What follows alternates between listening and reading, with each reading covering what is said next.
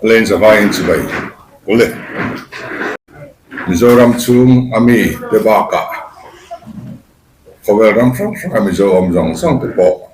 sawrkar Thalmingin Chibai, Kabukani. Kan campaign Sungin, Keite, akan Triandang Te, kan campaigners Te Atu Oin, Mi Poi Soy Tepo, kan lo Netia, Miriru Dinat Tepo, kan lo Netia. Sungat suan ngaidam kadila. In sawrkar tharhian kan bulkan nan laliswa tu soy. Kaula tiswa le tosu atikha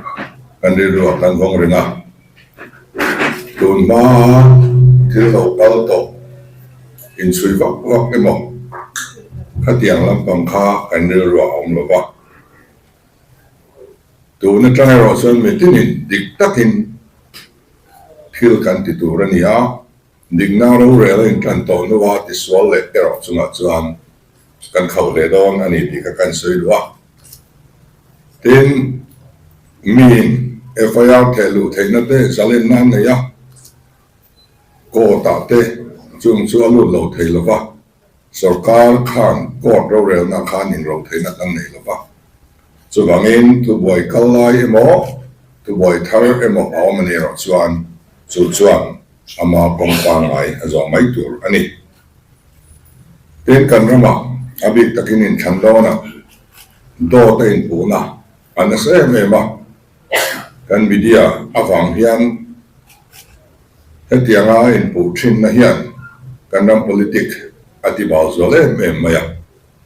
so bangin hetiang thil reng hi kanin sui deu zel to dona thurik ani chuan apua khan tur mai turani adik lo ni chuan apu tu khan tur mai turani zalen taka hetia du soina ringot mai ram ni hi adik loba ei chu kan palzam mai don to lo tik soidwa ten fake account manga mani ming bo tilangam silova doi zep taka tlan chi chunga mi bei hi kan chui chuak zel to don ani chu bangin mitin te film kulturin kain chaloka political transfer hi develop ram kan dua lo te lo mani chuan tu dang ni senin amaro chu politik awanga transfer lo to te ero chu an chung chang lu sak takin kan railway lo thei don lo ani ten kan official te song hian zalen na ania tu na tang chuan zalen takin an zalen na mang se kadwa kan zalen lo lu tu ka opinion poll ola ka po kan ngai dan kan soi ngam lo ke mani mai kan ni lo sawrkar na tok te chung point opinion poll la an ngai dan an soi chuk thangam to lo chu tiang chuan sawrkar na tok te zalen na nan bein au meka sawrkar na tok ten anti lo turchin aram ri au mai ni kan du zong soite kan du lo zong soite kan tran zong lo soite kan right ni khatianga zalen taka kanom lo chuan kan rama hian politik dik om thei don lo ani subang chuan sawrkar na tok te tun ma ang khan che taka siam chui kan du lo ba zalen na in nei ang Chataka ramle namtanin man kandu ani minister tin officer complaint box le suggestion box kanda dona eta hian mitinin arok na kan nei te social kandu te ron thelu thei ania chu mun takin kan lo entry nanga tin online na ti thei dan po kan ron mandon ani kasoi turit chu ni za chunga kan ti tur kan priority som le pani kan puan chu adwa emi han puan nan hian asan pa wana pa hole mowa sawrkar na to ko khom kan tum lem lowa hun a heka chu bangin department zong to na kasoi tur hi lo chin chia lo bo zui ngal ni sela ziak a initiative này rồi chuan aron zui vắt thầu đó ngay và khán giả chuan kan sum din mun a se em ti kan ria special drawing facility le ways and means te overdraft te mangin engem a chen kan kal trong ani kan ram hi report a sangin apung kan pe rengangaya sakata vai bel sa level salary le pension akalangaya abang hi tebem em to mai ni so tiang chuan hi wangin RBI point kan sarkar chu warning aron peta hiala tuna kan ro chun turahi budget ning noi mai ani boxia so bang chuan financial year thar lo thleng tur ki year of consolidation in so mena kumatan kan mang phot dona khat ichu mi puin emani din bun kan siam thana hunatan min pese kan dua project lian le thil point of te khat chung chuan kan ti rum thei don lo ani ama ro chu ti chung chuan kan mai poimo ber chu kun na thok tu te an dia chung kun na thok tu te thai thar so thieng le ayeng le marcha le mun phia emi pali hi a minimum rate puangin kan le yang ti kan in tiam ani chu kan thu tiam chu kan bo zui ngal dona kan budget te kha tam lo ma selangin aning no e tang po yang kan ti thei donin kan in ria chu wang chuan en thai thar chi tu te jong som hian kan ret ana fral andu chuang an fral thenga kan re na ya thazo an mania rem khian na ro man na lo siam thei ni chuan an zalen boka chu tun sarkar thara kan ti hasap ber tur ani in finance department a hian SADP tan vaibel sida songa da that ania ei thu le ma chuan khoi chet mi alo tur ani apa thumna chuan budget siam chung sang in November tha kha budget po sai hon ani der to kan tlai khet to chu ti chung chuan ti thei alo min kan ria kan minister tin te hi an department chan theu anen kol dan tur a road map ziakin kan nei vek ani chu minister tin te kan pe vek dona chu mi ding zui chuan a ka chok ni lovin ngai tu a san pa po ni lovin kha kan policy kan lo duan tak sa mang khan an minister chan theu anen kol dona budget pa ngai kum tin mai angai le ngai nei reng reng thi ani lova tuna kan budget thar to ri chu ZPM policy oriented budget ani kan besia chu wangin mi puin an vote chu kan policy khania kan manifesto ka an vote ani ka ti lo tin an duwa tu nei na min pe ni chu wang chuan department ni administer theu te kai khwai na ngai poi mo in budget siam da twang ngai ringop ni lovin ZPM policy team zone budget ron siam turin ke cha du bok ani te kan budget a hiam don financial year thara tam chuan cher kop di ngai sei lo ni kan budget a hiam cher kop di lo atam lu tu kan le budget tura kan pass te ai tam tak atakin le kan bale don ti kherem chungin lan moi nam tlem theyang berin kan da kan CSDP te po adam theyang berin kan da lan moi kan dua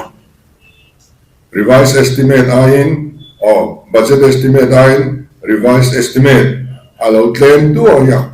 actual alo tlem le du ya kung khata kan chut sual nei vai be cha sam te ni kum than khata zon vai be cha sam kwa ten kan chut sual ni so dik chia thei so ne lo ama ro so vai be cha sam tel tela kum tin so dik lo kum khwa tu ri ani karing lo so wangin kan ni ang amin kan langang eng ma ke ni chuan kan zep dong lo kan tuam din mun tak kan chiat zemo kan thak zemo lang chuak thei turin budget hi departmental anon siam kan be sia atira kan an pass ho dial le atopa kan pass lo am thil thleng tak tak lo om supplementary demand manga soi ho na po hon to si lo wa in rul liam le duak thin hi ei kan ram finance and ko da hian ti re siam that kan du ani pen sarkar sum mani mimal akaw na lo la da kan lo pal lau ani chuan action lak ngai lovin mani lo in chin fel wat turin kan in fiat tir bok ani apalina chuan resource mobilization committee kan din dona ei arang theyang perin na tho tir kan tum ani chu chuan aron khoi tur chu pakhat na chuan austerity measures in ren chem dan engang nge sung ni kan sen tlem te dan tur ti aron tianga chu da chuan ke mani ho minister ho hi kan kal ka sadon ni ma kan froi don ni and the chief minister in 2904 pali as hortaya pali kan banang pali dang kan lakolang minister 10 pali an kol thaya pani an chokang pani an lakol thaya MLA ten pani an chor thaya pani kan bananga pakhat an chor to ten MLA zong dana kar thar lehi ti to ani bakang ten minister ten kay potiamin motor thar kan leidong lo alui ala tray mem lomin kan fia sawrkar thar wanga motor lei thar zia hi atru na kan thevelo subangin mantla alani phot chuan alo man lui hi kan mangzui be mai don ani ten minister pakhat zelin kar pakhat le spare pakhat an kol theyang chu an kol tur anila bangla kan lo dona piang hian furnishing and mo cher tam takman athal an thak thleng thina en bangla te kan minister tena lungoi takan lo mek ten nia furnishing ti tu an tilo awamang hian kan somang oi molaya alo pel he de mo thuam thanai molom pal ani ro chuan chu thu franin awmanga furnishing lam re hian an mani dam chen an nei veka thak tu chu mi huna kum chu design do thak tu ti awm sa veka chu mi ang chuan akal ve mai tur ani ti chuan minister bangla mai ni lo sarkar building zone sawa furnishing hi furniture hi atina thak ahuna zo siam veka thak do tur ani namdang siam man tur ani lo chu ahun zela di khan voi ta thak group lovin a life period alo to pa khan ata tolin ti tur ani tani then minister te ansinin anin froi do turan lo ani zui dum turan lo a heksa atrul lem lo sikul nau pang in lo tir tur ani lo in zone te chu khap tlat ani ten chief guest kan zup kan tum lo til te nau thenga chief guest min som lo turin mi pui te pok kan ngen chawni kan officer ten lo hong ve ro se lo ti ve ro se lema minister chinina no hon mi so mai tun malamai koi ba thenga hong ka su adi em lo ni so wangin khana khan kan hun la hek chi ana la khan in ven kan dua ten emi austerity chung sa nga ya ke mani ma kan foi dona official ten minzui kan be sini kan official zong an entitled chin la ro se ke po ka entitled chin chu chen khat po bang lo la pek ka entitled lo chu chen khat po hi kala don lo so wang kan official te point an entitled chin a lu moi se la unentitled bar local pal anlo omani chuan lo in chin fel vat turin kan in thria tira ayan thatu kan da don ni ta hian Chu wang chuan mani chan ho ba lo ti lo kol emo kanom ni chuan ei chu action kan la ngal zot don ani ten mi pui hrim po in ren turin kan cha dua en te tui te tilen po rampachia kan nia in ren thiam turin kan in cha ani then resource mobilization here and austerity measures maka manpower assessment aron khoi telanga kan mi ring ngamo dan elai department anen tamlu tuk ngen in dialogue tuk khar song song kha anon zir tel bok don ani ai kal song song le mani post lawa omek song song January tharau main ron report vector ania a justification ne enwang ne ai kal anla enwang ne mani post lawan om ai kal song song kha dire thei ani khel lawang lo thei lo thi lam ve ti kan ria so bang chuan a justification ne anon thelu vekala e committee hian alo ending don ani did this investment an khoi telang true lo sarkar sum sen na exam nge om chu chuanin hei chu outsource ni e hei chu privatize ni e ti te anon sir chianga chumian ni theni tur chuan department jong sami January tha thar main functioning and non-functioning asset and the young anon thelu tu ani bok ani wa mo ra chung chang pangana work order issue to nalo tran to jong song kan cancel don lo pakhat ma chata ken thok zui ro se amai ro chu quality kan en do don quality chia chu bilan la thei lo PM sarkar no na chia tu nelo to na work order an pe song song ni dan bo chia pe ani de ufeka restricted tender de ufeka pe kani nan lo pe kani so ti chung chuan na lo tran to chuan ti boy kan tum lo amaro chu work order issue to na lo la tran lo an omani chuan chung rong rong chu stay mal tu re work order tel lo na lo thok ten om chuan stay bok tu re abik taken saski a hian finance department atangin single nodal agency an sumtur transfer rek ani to an lo man swa to su an man swa to ina omanga a balance an laman lo zong kha ron report vector ni sa chuan sarkar ina tu ape na tu ani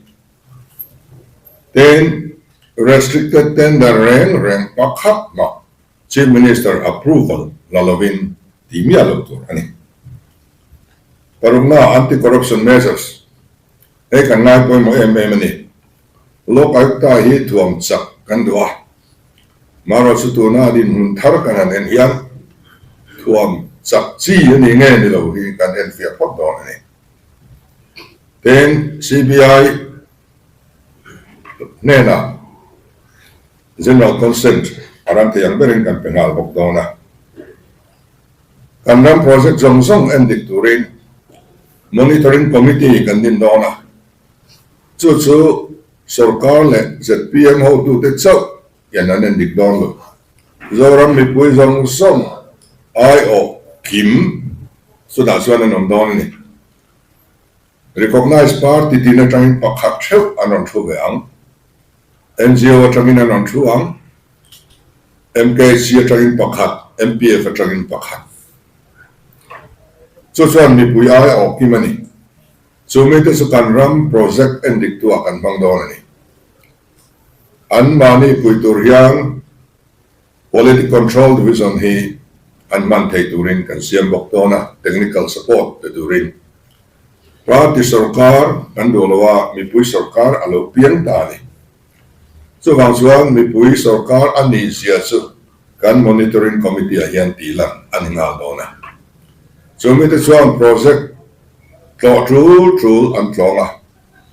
contractor khan a huna lo zo lo thei lo ta sela environment huna zo lo chumi huna chuan ka zo wang etizat hian tin ti huamin ngu lo lau fm in an deal ni sia enga tinga huna hian an zo thei lo so wang chuan at san an na he committee hian MNA party congress party zong zong ngai dan kan la vek don ani ai om vek don chumi te chuan a ipo se sak de wangu an ti lo chuan en contract na hi ni khat ma kan put se down ta in revised estimate hi su committee box chuan i revise sak de te u an ti ni lo chuan chen khat point revise ani ngai to dong lo i ka kan soi le du bok ani then hetiak na kan thon tura yang kan minister le kan MLA zong song an chung khan lai na len thiam tha te voina hian ka ngen wa kan chung khan lai na le kan thiam tha te hi min froi sol tu kong dik lo min zo ti thin tu an lo ni to ani mai the ye ke ni ai ro hi chuan ei lo tura min pui tu min trong trai pui tu min ven pui tu ni turin an chung khat lai na le thiam tha te zong zong kan nge na kan party workers zong song po chu tiang tu chuan kan nge na kan official zong song te po chu tiang de ru min put puya ma min la pui turin kan dua kan official te cooperation tel lovin sarkar kal thelo hi country a chu gangin dik taka kan ni tin na kan thok tlan kan dua NGO le ko khang zong song rồi ổn đó anh nhìn bốc á anh nên diêu tế anh cổ khăn tế chuột ấy luôn nó có ngày hiện anh thì thấy tốt suốt thì đều phải đó thứ này năng của tao về xí là quá mình phim xóa tu mình đom tu mình trong trai sắc tu tàn mình trong cái mềm đó nè thế mình bùi mình miếng hi dâu ram mình bùi mình miếng hiện lên lên này đồ bằng ngủ ít trăng không bằng ngủ kan zawai hian thil hi atop thei dong tu ra ran puya kan som bok chu ni pasarina chuan hun man dik o ran ho hian hun kan man dik e ma bi dang hian kan en tom le thei hau lo ma poi khom mai o ran in mar huai to sarkar hian azui hangai ahun taka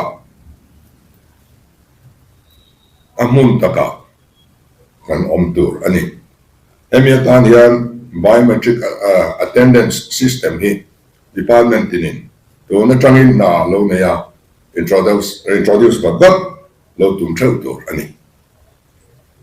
then office in khelna bung ruwa eng chi ma om tur ani lo mishing rong bo hi pathian rong bo na nia sarkar na kan tho hi mi pui rong bo na chau ni pathian rong kan bo la ni sumi su in thau turin kanin sani parian na chuan state marketing board kan din dona ai rang takin kan din dona an na pui ber chu thlai tham le ani dona vegetable supply chain te an tianga in kan thlai thar processing te skill development entrepreneurship kan ti zong zong a value addition kham thila kai noi zong zong nen khan e marketing board hian ma aron na dona ni pakwana chuan boundary committee kan din na lang ram ria buaina om vele din chop sung sung atrulo athalo tu na tang hian kan loin ba sai tu rani ta po hianin mi pui ayo kim theyang berin kan try to ten anon duanga so na triple SB le SEDP board chiangal tu rani in resource mobilization department hi chiangal tu rani department pui din angai lo hemiatan hian resource mobilization department ni lovin resource mobilization committee kan nea chu chuan te kher to so pakanda chuan right to public service act kan lo pass to kha ataka manghal turin department din te malanghal turin kan sa bok ani ato bera chuan ruhlo ti tak zetin kan do don kan thalai te etisa thimek le นุ่นเบยดงอ่ะเมฆฮิฉันสวดวัดง่ายเฮมีตอนยังกันบัดสิปอกุมดังจังจังไงกันทิลพัลโดนี่ที่ตักเสดินเฮมียังมาลากะกัน excise act นิ่งไล่เดปออัตรูลังอาเมียนถ้วยดูรินมากันละกันบอกดอนอันนี้โอเลข้าสงข้ากัน priority นี่จะชูงไม่ตัวกันควรเทอันนี้ดูนักการสอยคันนี้จะชูมาตานี่นักกินอาบัตทาร์กันในหัวหน้าคงพัดชูมากัน priority กันพวงเลยโดนอันนี้เฮมีที่ปุ้ยที่นั่นนี่เทนานยันมีปุ้ยส่งจงตรายจันมิโลลักปุ้ยตัวเรนที่ตักเสดินซ้อมสัวคริสต์มาสและนิวเยียร์ลิมตักเลยสมวงตะกะมังตัวเรนดูสังนาอันหลานเจ้าตลอดไหมSCTP เลย MWS ที่เขาจัดที่ตัวที่เขาสงครามสักที่ที่เขาปะโหสิเป็นยังไงที่ตัวที่ตัวไม่ระวังกันเองเชียงพอตั้งให้กัน SSP ว่าเราบอกสักครั้งที่ตัวไอ้หนุ่มสวยแต่รู้ว่าแล้วก็เราก็ที่ที่เริ่มเจ็บแล้วก็สวยตัวมันดีแล้วก็พวกต่างๆสวยสาธิตเราสู้ที่เราก็ลงดีนั่นเองสกายมาสปอร์ตในไอชวนเต็มด้วยก่อนนะนี่ช่วยเราเท่เลยนี่เส้นมันหลับกันเนี่ยบอกเอ็มเอ็มพอเราคอมมิตี้เนี่ยอันที่นั้นเอ็มresource mobilization committee ส่วน report เป็นมาตอบเองขัดยังขัน marketing committee เราจะเอาเองยังไงจะเตรียมสกัดคุณจิตบริษัทวอล์กพาร์ทเมนต์สังกัดที่เราสนใจข้าเนี่ยตัวเรารอนสู้มาเนี่ย finance ข้า The PM sawrkar Chief Minister in Works Department pakat ma sang dong lo Works Department le non Works Department ro sin lo share dong ne CBI คงจะเป็นจุดจำเป็นไม่ใช่เพียงแค่เดียวasoi fi ran pa wak ngai lem lo ya kha tu na chuan CBI na case an chui du reng state sarkar palna pek zel na ya lok ayukta point ei chu CBI ko ti la nang ti hi hoi thum man nei to ma se kan sarkar palna pe ngai lo khatiang khan ya wangin case tina sarkar permission na tura ron kal zia ngai to lo turin blanket permission kan pe don din ani ai chu bang la zir chiang ang manifesto tu chang khan zia a manifesto hi homa in hello zia ka manifesto in zia lo manifesto hi hom hi ka ya san tu ma ta ma te le pe ya ma ni kalna te ni ko ta san na te cái cái nhận gì cái tụi cái pha này ông cho cái khăn rồi để thôi đi cái nào pha vẫn sẽ có tụi lại pha này pha của mình cái nào tụi pha pha này không số mình cái khác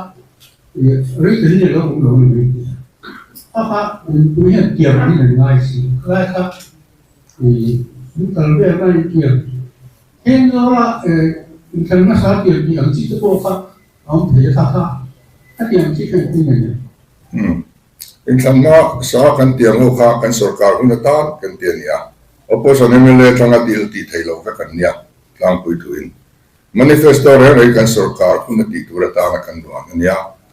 kan manifesto chuin mu to kami piala ma khan department tin kai khwai na road map hi akan pa kan ya chu minister ta benam kolang MSSP tu sampa di topna di khan tu na yan written exam nei to interview la TC lo ka tin lang lo de kha om pat thea ka tin kha chia vek tur ani tel ang na am lak lo chon kan ha peng chu advisor to CM hi nei tur ang yan saya kan ni pani pathum chu kan neyang ka sarkar na sa ho nei khai soi se ki khan ya kan soi sel po ka lo parliamentary secretary devel le ka chairman minister te lao siam ba khani le ya an nga lu to ka ti lai so minister tin khang an nei ni de bra chu ten kan kal do lo kan ni chu an advise chief minister ama mo pi ka tiang quality nei te kha kan da cha bang ani eng le nge ne MOS ring an yang सरकार में साइला ले बात में चेजा जो कमीशन है tu nai chuan thotran chonula ma hian kan finance din hun in brief down chawa kala soi thei che hil इन कंदों का इन कंदिले पकड़ का तुमा PND मिनिस्टर में जो तक है इन अफ्रीका कुमसुम कोल का मन kan kisah luang ikannya yang sumber sarnakara le setiap sarkar tu memang dicipta sebagai luang jadi yang sih itu hal itu ya kakak aktif kool ka man bisa itu